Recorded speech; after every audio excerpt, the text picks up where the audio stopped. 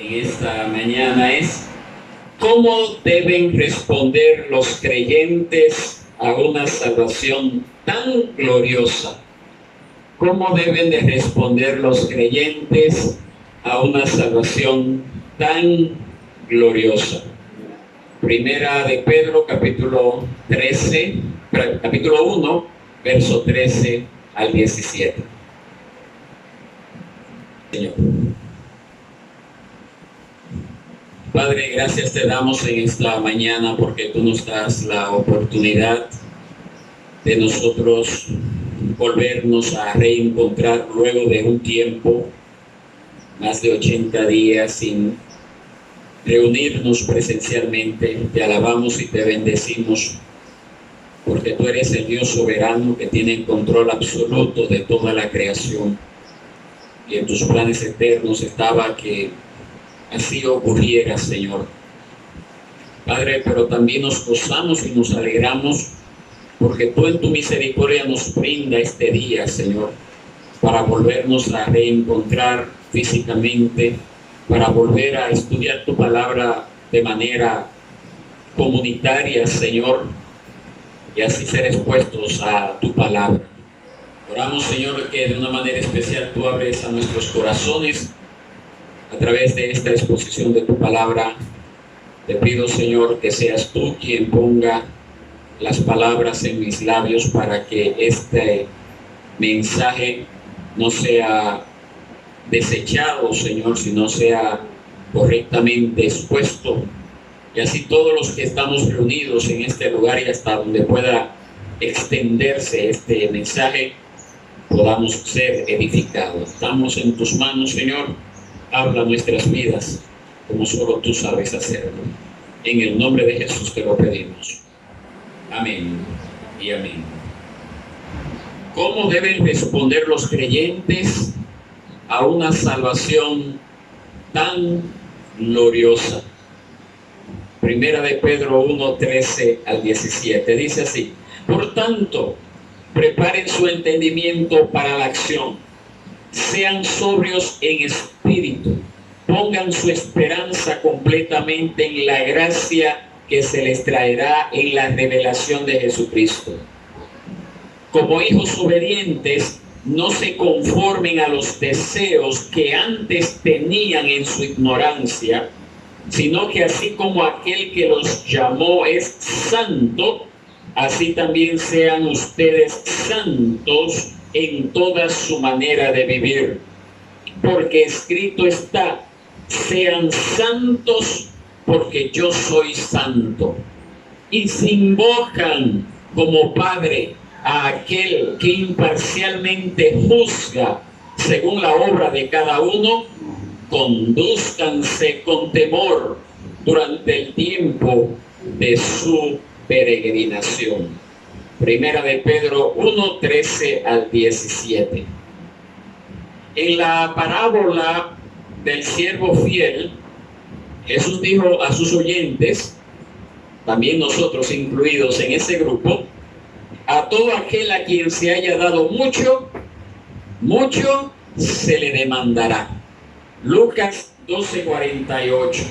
Sin duda, mis hermanos, ese principio también se relaciona con la respuesta que nosotros como cristianos debemos dar a nuestra salvación, ya que no hay ningún regalo más grande que nosotros podamos recibir que el perdón de nuestros pecados por Dios, la salvación que nosotros hemos recibido en Jesucristo.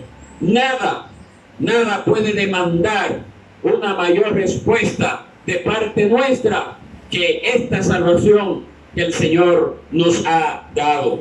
Entonces, en los versículos 1 al 12, estuvimos estudiando el domingo pasado, el apóstol Pedro describió el lugar supremo de la salvación en el plan predestinado de Dios. Allí, en esos primeros 12 versículos, el apóstol Pedro explicó la maravillosa promesa de la herencia eterna y proclamó esa grandeza intrínseca de que nosotros hemos sido beneficiados.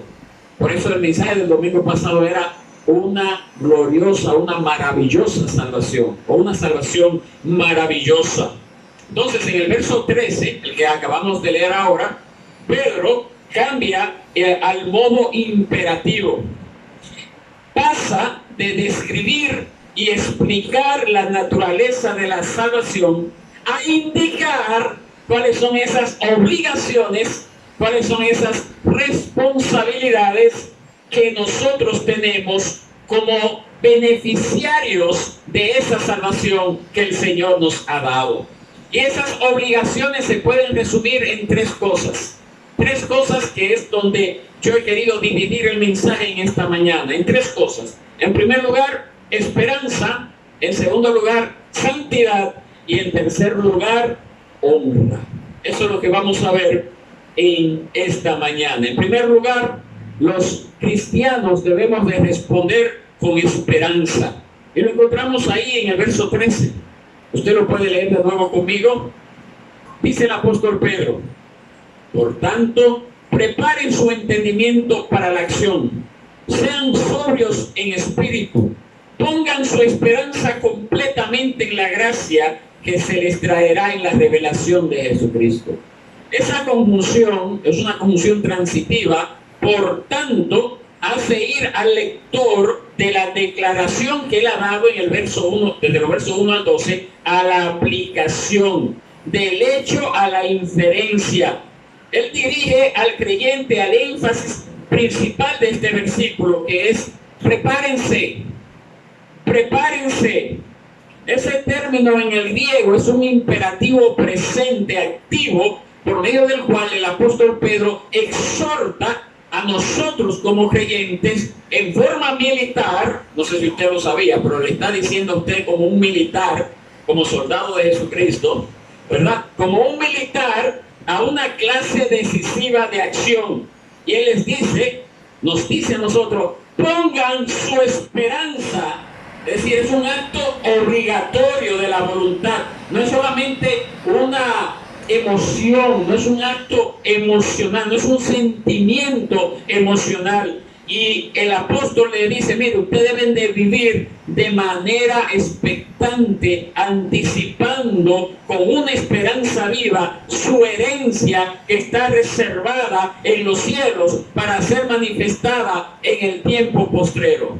Eso es lo que está diciendo el apóstol Pedro, que ya lo vimos en los versos 3, 4 y 5 de este capítulo 1.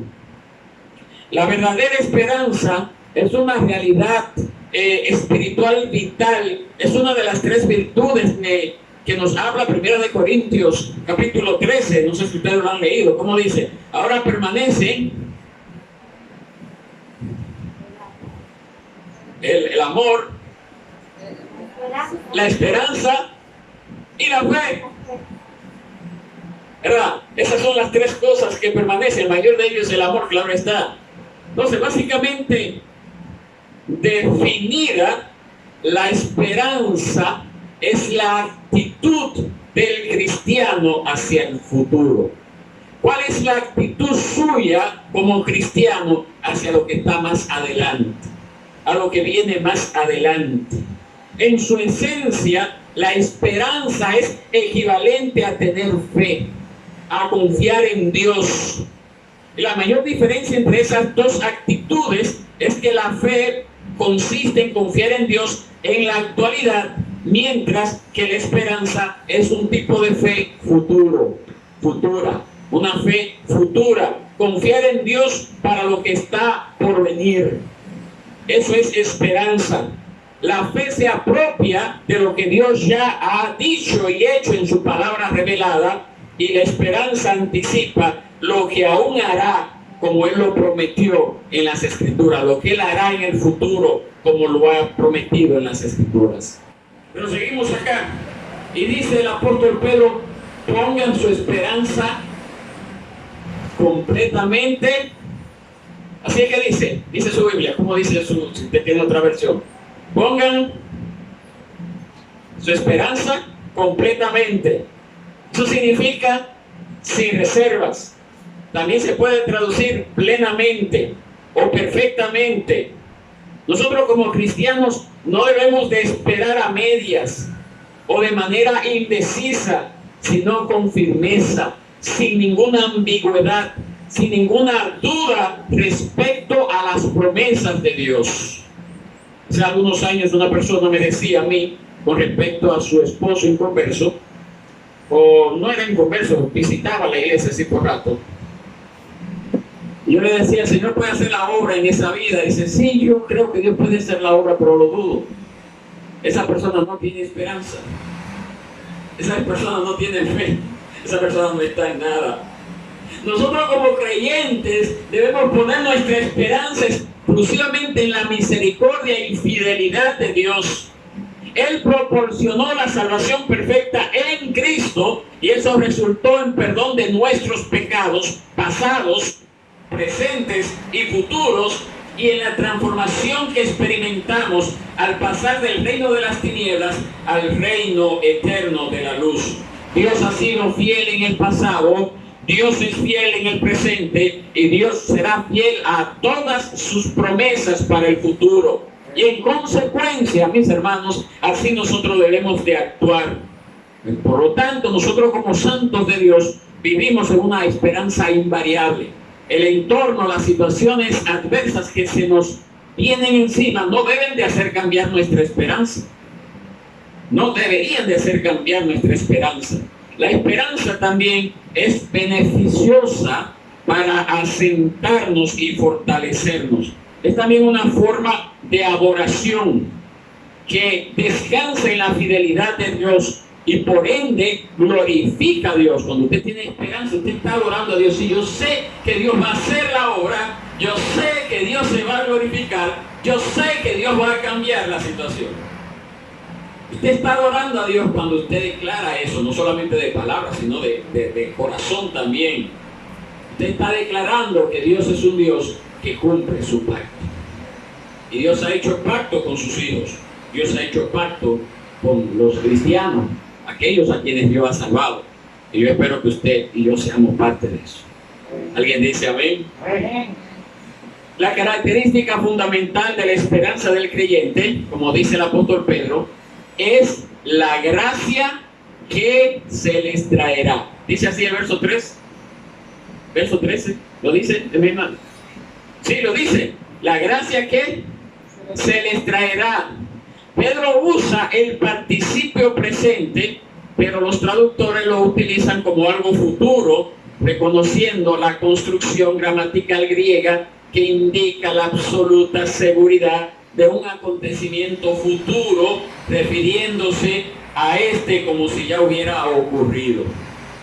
Esa es la idea.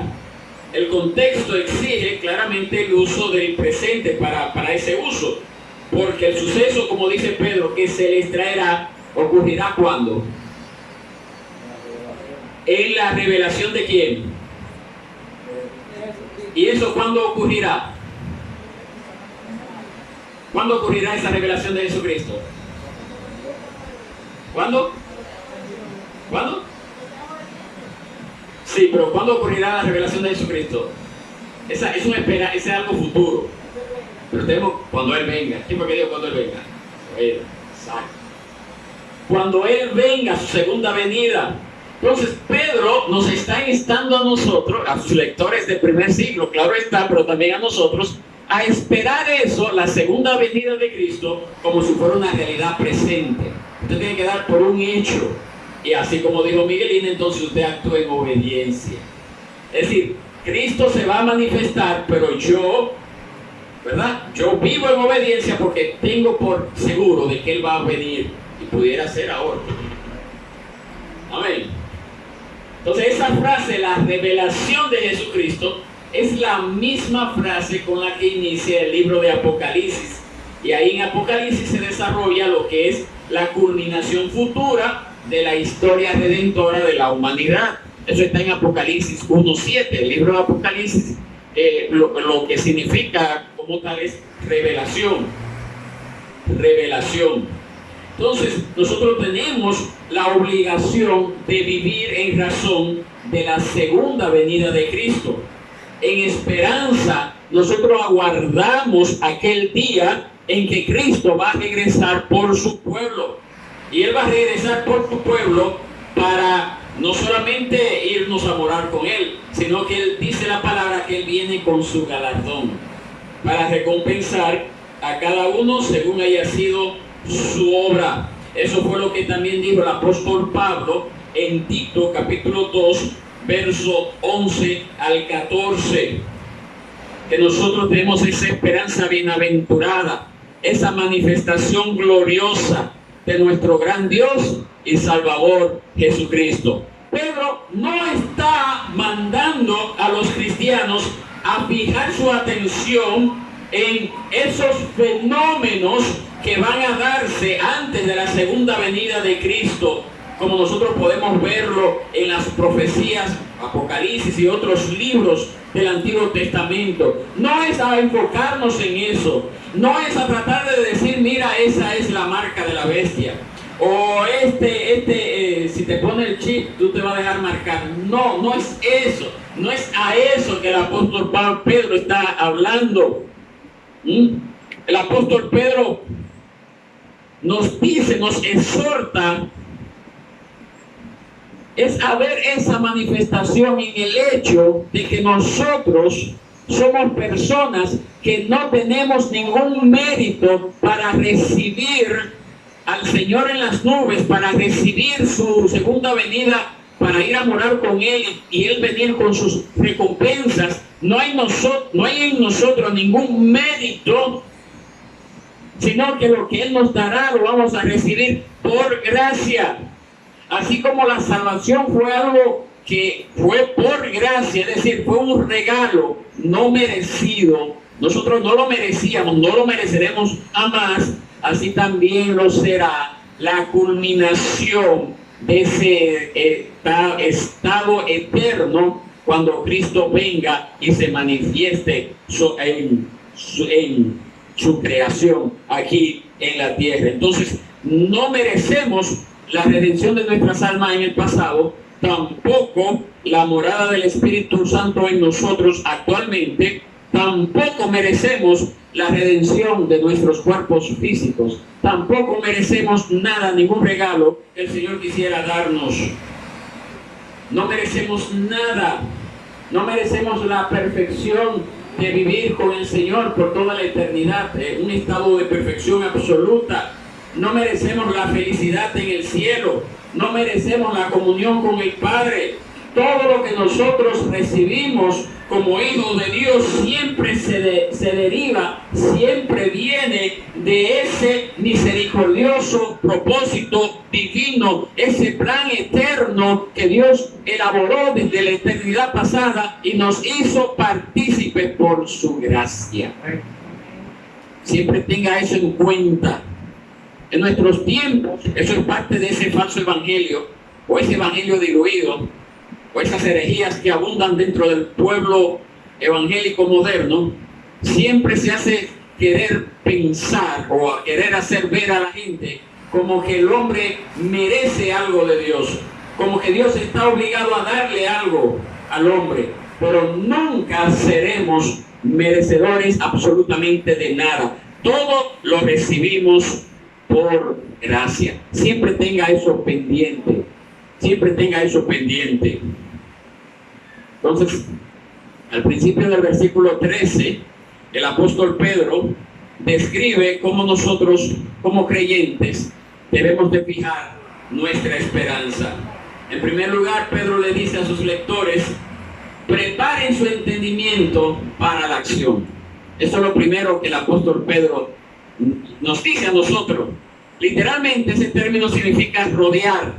Por esa razón la Reina Valera dice que debemos de ceñir los lomos de nuestro entendimiento, ceñir los lomos de vuestro entendimiento. ¿Por qué? Porque eso se refería a que en aquel entonces no se usaban pantalones, no existían los pantalones, solamente eran batas, y cuando un soldado tenía que hacer algún trabajo que demandaba una movilidad física mayor a la acostumbrada, él tenía que tomar la túnica y tenía que ponérsela en un cinturón que llevaba aquí a la altura de la cintura, valga la redundancia, por eso cinturón, y entonces tenía que coger la túnica y ponérsela en el cinturón para que pudiera así entonces el soldado poderse mover. Entonces una persona quería moverse con mayor facilidad, solía levantarse los bordes, la túnica, y engancharla en el cinturón. Entonces metafóricamente Pedro aplica ese proceso al entendimiento. Al entendimiento. Él insta a los creyentes, Él nos insta a nosotros a tirar de todos los cabos sueltos de nuestra vida que quieren obligarnos a hacer las cosas que a Dios no le agradan. Y por esa razón debemos de, como dice Pedro en la Reina Valera, ceñir los lomos de nuestro entendimiento. Mire qué contradicción. Los lomos, ceñirnos con los lomos de nuestro entendimiento. Eso es lo que el apóstol Pedro está diciendo. Como dice Pablo también en Romanos 12:2, transfórmense mediante la renovación de ¿qué? De nuestra mente. Es vivir según prioridades bíblicas. Mateo 6:33. Mas buscad primeramente el reino de Dios y su justicia, vendrán por añadidura. Es desenredarse de los estorbos pecaminosos del mundo. Es llevar una vida justa, es llevar una vida piadosa en vista de esa gracia que nos vendrá más adelante cuando Cristo venga en su segunda venida.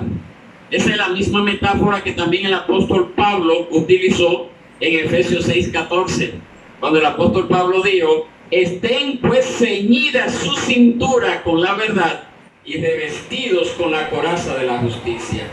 Entonces ahí está, mis hermanos, ahí está lo primero que un soldado romano hacía antes de dirigirse a la batalla, era ponerse el cinturón, atarse la túnica de tal forma que los bordes de la túnica no le obstaculizaran en la eficacia en el combate.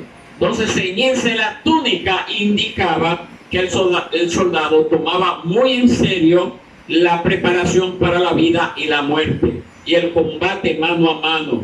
Entonces Pedro lo que está diciendo que nosotros como creyentes debemos de asumir el mismo enfoque en la vida. Si hay algo que estorba su caminar en el Señor, usted debe de dejarlo.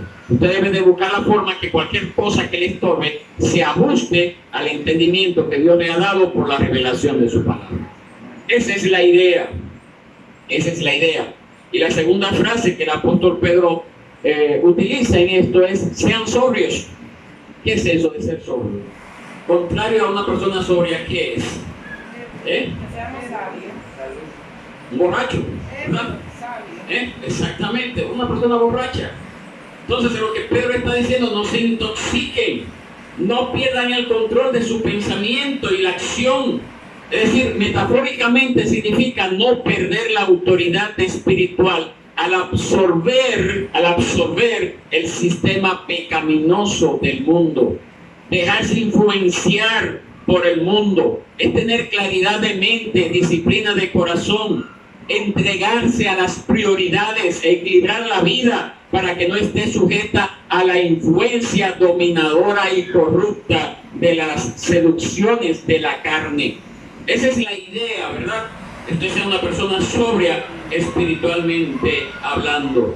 Si un creyente encuentra algo más atractivo que la comunión con Jesucristo, si anhela más disfrutar las alegrías del cielo que algo más que las alegrías del cielo, entonces esa persona no ama la venida de Cristo y por lo tanto, como yo le he dicho en otras ocasiones, tiene una de dos cosas: o es muy inmaduro espiritualmente hablando y necesita crecer un poquito más en los caminos del Señor, o no ha nacido de nuevo. Entonces, nosotros como cristianos, esto es lo primero que debemos de hacer: responder en esperanza esa segunda venida, despojarnos de todo obstáculo que nos impide servir a Dios, ser personas sobrias, no personas que se dejen influenciar por el mundo, no personas que nos dejemos intoxicar por el mundo. Hay muchos medios. Ahorita les decía que este celular, estos medios que usted siempre tiene ahí en su en su cartera o en su bolsillo, es muy bueno para evangelizar, es ideal. Usted tiene un gran instrumento para evangelizar, pero asimismo ese medio también, si usted se deja influenciar por él y por lo que usted lee, por lo que usted asimila, se alimenta de allí, también puede convertirse en un gran obstáculo para su servicio a Dios. Entonces, lo primero es que los creyentes debemos de responder en esperanza, ¿verdad? Ser personas sobrias, ser personas que dejemos de lado cualquier obstáculo que impida nuestro servicio al Señor. Y luego, en segundo lugar, nosotros como creyentes debemos de responder en santidad. En santidad. Verso 14 al 16. Como dice el apóstol Pedro allí. ¿Ah? Como hijos obedientes, no se conformen a los deseos que antes tenían en su ignorancia, sino que así como aquel que los llamó es santo, así también sean ustedes santos en toda su manera de vivir. Porque escrito está, sean santos, porque yo soy santo. Nosotros como cristianos que esperamos, que vivimos la vida esperando la segunda venida de Cristo, o que sabemos que algún día vamos a morir, no sé si usted lo sabía eso también, porque puede ser que Cristo no venga ahora, pudiera ser, pero lo que sí es seguro que si Él no viene, usted va. ¿No es así? No, si se le olvida eso. Ya sea que Él venga o que nosotros vayamos, nosotros, si realmente tenemos un alto concepto de esto, vamos a desear vivir en santidad. Si realmente sabemos que estamos aquí de temporada, que Cristo viene pronto o que yo voy para allá, usted va a desear vivir en santidad. Eso fue lo que el apóstol Juan dijo en 1 Juan 3:3. Todo el que tiene esta esperanza puesta en Él, se purifica así como Él es puro. Amén. La verdadera esperanza da como resultado pureza de vida, da como resultado santidad. Esa es la segunda respuesta obligatoria del creyente para recibir el don de la salvación. Y Pedro inicia este pasaje con la importante expresión, como hijos obedientes. Como hijos obedientes. Eso lo que significa es que la obediencia caracteriza a todo verdadero hijo de Dios y distingue a los cristianos de los incrédulos. La obediencia a la palabra. Nosotros como cristianos somos opuestos a lo que dice el apóstol Pablo en Efesios 2:2. El apóstol Pablo dice, los hijos de desobediencia, pero nosotros somos hijos obedientes.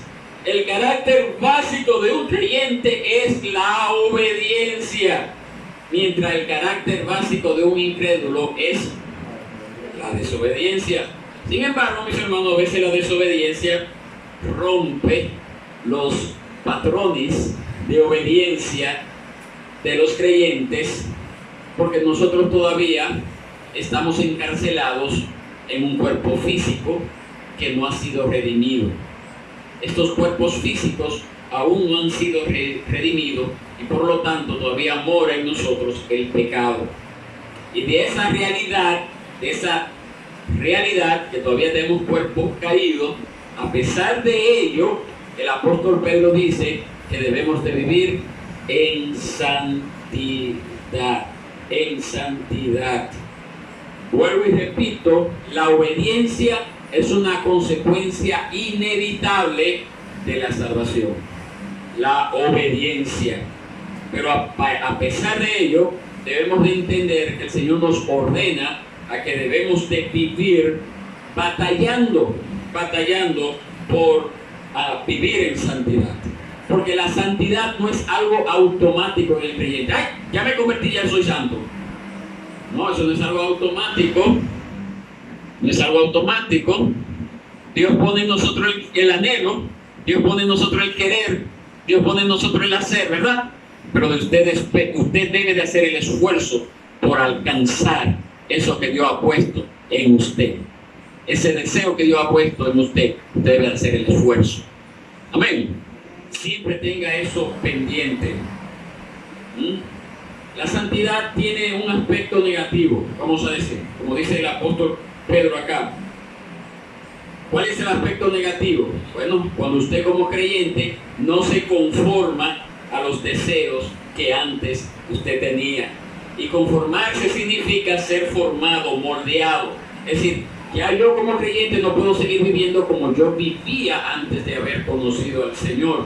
Los deseos que caracterizaban esa antigua vida, que incluye ansias, pensamientos pecaminosos, anhelos perversos, apetitos descontrolados, impulsos sensuales y todas las demás motivaciones y urgencias injustas que fuerzan a los regenerados a desviarse del camino. Ya no podemos seguirle dando cabida, ya no podemos seguir cediendo a esto. Por eso el apóstol Pedro dice que esos deseos los teníamos antes, cuando estábamos en nuestra ignorancia, cuando no conocíamos al Señor, pero ya no podemos darle cabida. Ya la regeneración, ya nosotros somos nuevas criaturas en Cristo, como dice 2 Corintios 5:17. Las cosas viejas pasaron y aquí todas son hechas nuevas. Entonces ya tenemos el deseo y también tenemos el poder para vivir de manera justa. Esas mismas palabras se repiten el apóstol Pablo en Colosenses capítulo 3, verso 1 al 10. Yo se lo dejo a usted para que usted lo pueda leer en su casa, pero es muy importante. Es una exhortación para todo cristiano. Una exhortación para todo cristiano, cómo usted debe de actuar. Pero también hay un aspecto positivo de la santidad y Pedro lo presenta en este verso. ¿Cuál es el aspecto positivo de la santidad? Bueno, el anhelo de la perfección. El anhelo de la perfección. El apóstol Pedro dice: así que como aquel que es santo, aquel que llamó a los creyentes, es decir, Dios mismo, negativamente nosotros tenemos que dejar de vivir la antigua vida, tenemos que apartarnos de eso. Pero positivamente nosotros tenemos que ser santos en toda nuestra manera de vivir. Negativo, ya dejo atrás lo que era el mundo, lo que simbolizaba el mundo para mí. Positivo, ahora debo de esforzarme en ser santo. Santo. Eso fue lo que Jesús dijo en el Sermón del Monte en Mateo 5, creo que 5:48, si no me equivoco, pero está allí en el sermón, en el primer capítulo de Mateo, donde él le dijo: sean perfectos, dijo Jesús, sean perfectos, así como vuestro Padre que está en el cielo es perfecto. Sean perfectos. Su mandato. En esta vida no podemos ser inmaculados como lo es Dios, pero sí debemos de esforzarnos para vivir una vida diferente, una vida equipada por la palabra, esa palabra que el Espíritu Santo aplica a nuestros corazones cuando somos expuestos a ella. Debemos de esforzarnos. Sí, Señor, yo quiero. Ese llamado de Pedro no era algo nuevo, no fue como que algo que se inventó Pedro, sino que era algo que viene del Antiguo Testamento. Y por esa razón el apóstol Pedro dice: como está escrito. Es decir, no fue algo que yo le estoy diciendo, ya Dios lo dijo. ¿Y cuándo lo dijo? Allá en los tiempos de Moisés, en el tiempo de Levítico. Esa es una palabra que Pedro está tomando de Levítico, está diciendo, Levítico 11:44, sean santos así como yo soy santo, hablando al Señor. Un mandato que Dios reitera en muchas otras partes de la ley mosaica. Entonces la idea dominante y atractiva para que el pueblo de Dios viva en santidad es que nosotros tenemos una relación personal con Dios. Una relación personal con Dios. Eso fue lo que el Señor le dijo a Moisés en Levítico 19, verso 1 y 2. Oiga como dice: entonces el Señor le dijo a Moisés: habla a toda la congregación de los israelitas y diles: santos serán, porque yo, el Señor su Dios, soy santo. Así como la iglesia del Antiguo Testamento estaba llamada a amar y servir a Dios y a separarse de la inmoralidad y a separarse de la inmundicia, nosotros los creyentes de hoy día, en el siglo XXI, de igual forma debemos responder al llamado soberano de Dios de nosotros llevar la imagen de Dios a todos aquellos que no conocen del Señor. Tenemos ese deber de obedecer sus mandamientos a fin de que seamos santos como Él es santo, para que la gente vea que nos hemos identificado con aquel que es santo. Es una obra eternamente gloriosa de gracia salvadora. Ser santo como Él es santo. Eso es lo segundo. Tercero, nosotros como creyentes debemos de responder en honra. Verso 17. ¿Lo puede leer conmigo? Y se invocan como Padre a aquel que imparcialmente juzga según la obra de cada uno. Condúzcanse con temor. ¿Durante qué tiempo? Durante el tiempo de su peregrinación. Unida inseparablemente a la obligación de nosotros como creyentes de responder a la salvación que Dios nos ha dado en esperanza y en santidad, también está la responsabilidad de responder en honra a Dios. En honra a Dios. Cuando el Señor dice la frase condúzcanse con temor, eso significa condúzcanse con reverencia, condúzcanse con asombro, condúzcanse con respeto hacia Dios. Ese es el mandato en esta oración que da el apóstol Pedro. La esperanza, que fue lo primero que hablamos, y la santidad producen una vida de adoración. Esa es la más elemental de las virtudes espirituales. Como dice el Señor en su palabra, el principio de la sabiduría es el temor del Señor y el conocimiento del Santo, inteligencia. ¿Qué significa ese término, temor? Significa reverencia, no es miedo. Eso no tiene que ver con miedo, es reverencia. Y Pedro empieza este versículo explicando la razón de tal conducta. ¿Cuál es la conducta? La razón de esa conducta, mejor dicho, es cuando él dice: si ustedes invocan a quién, verso 17, si ustedes invocan a quién, al Padre. ¿A quién? Al Padre. A Dios como Padre, ¿verdad? Esa es la idea. Eso implica que nosotros como creyentes deberíamos de hacerlo con una actitud de confianza, invocar a Dios como Padre, ¿verdad que sí?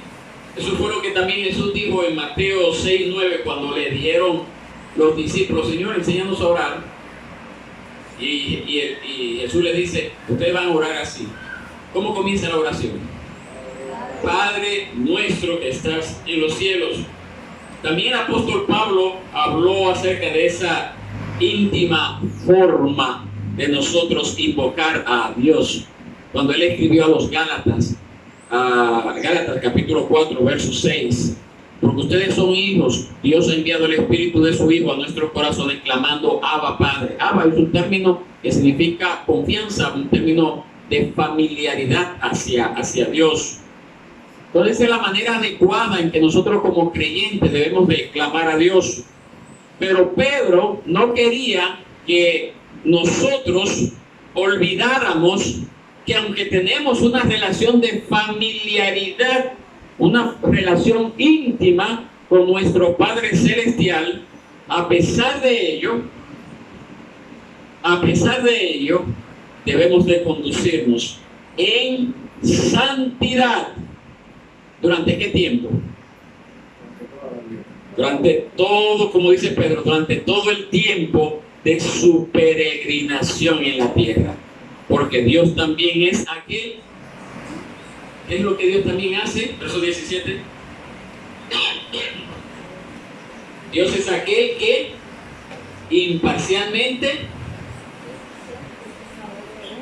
juzga según la obra de cada uno. Mientras haya personas en esta tierra, Dios le lleva el registro de los creyentes. Vamos a ver, Wendy, vamos a ver. ¿Dónde está el asunto? ¿Dónde perdiste tu tiempo cuando debiste haber estado haciendo esto? Nos lleva el registro. Mientras somos peregrinos en esta tierra. En la manifestación de Jesucristo habrá un juicio para todos.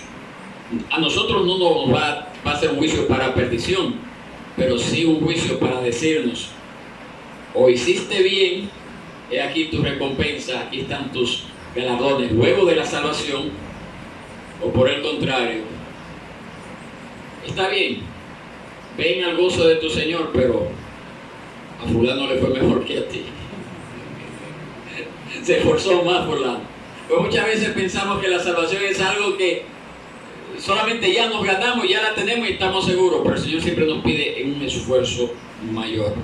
Y eso es lo que dice, es algo que le estuve compartiendo hace 2 domingos atrás, porque el mensaje está por ahí, ustedes lo pueden encontrar, lo que el apóstol Pablo refirió en 1 Corintios 3, 10 al 15. Le mencioné ese pasaje hace 2 domingos atrás, no me acuerdo si se lo estuve leyendo también, pero yo le invito a que usted pueda leer, donde ahí dice que nosotros vamos a, no solamente la salvación es algo que ya ganamos y estamos seguros, sino que también hay recompensa. Y todo depende de dónde usted esté edificando, sobre cuál es su fundamento, dónde usted está edificando. Y eso va dirigido exclusivamente a los cristianos, porque el apóstol Pablo en ese verso dice, bueno, él va a ser salvo, pero va a ser salvo a través de fuego. Amén. Pero ese es tema para otro mensaje. También está en 1 Corintios capítulo 4, verso 3 al 5. Entonces, debemos de entender que Dios nos tiene esas recompensas aparte de la salvación, para nosotros como hijos de Dios, para recibirlas. Pero también esa advertencia que Dios nos da, porque la palabra acerca de Dios como juez que Pedro menciona acá, no se limita tan solo a la futura recompensa que nosotros recibiremos en el más allá. En ocasiones, esta obra de Dios como juez de su iglesia también trae disciplina en el tiempo presente, como dijo el autor a los Hebreos en el capítulo 12, versos 5 al 11 de Hebreos. Hebreos capítulo 5, capítulo 12, versos 5 al 11. También se lo dejo para que usted lo lea. En otras ocasiones, esa disciplina que llegan de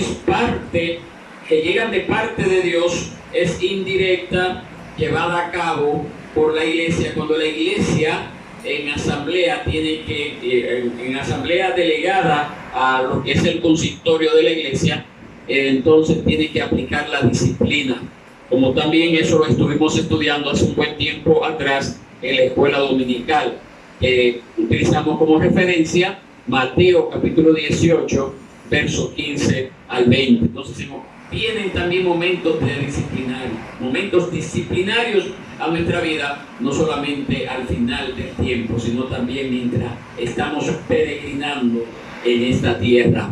Entonces, ¿cuál es la invitación, mis hermanos? Yo prefiero que a mí no me corrijan, yo prefiero que Dios no me discipline. Por lo tanto, yo debo de esforzarme en seguir sus mandamientos. Yo tengo al Espíritu Santo. Todo creyente, usted también como creyente, tiene al Espíritu Santo. Se le ha dado el Espíritu Santo. Tiene las arras, tiene el sello del Espíritu Santo que es el que da convicción a su corazón cuando usted se está desviando de la verdad. Y así usted evita tanto procesos disciplinarios en esta vida, procesos disciplinarios de la iglesia, y también procesos de recriminación al final de su vida. La idea es, mis hermanos, que nosotros nos conduzcamos en tercer lugar en honra, en servicio a Dios, adorándole, sabiendo que esta es la razón principal por la cual nosotros fuimos creados.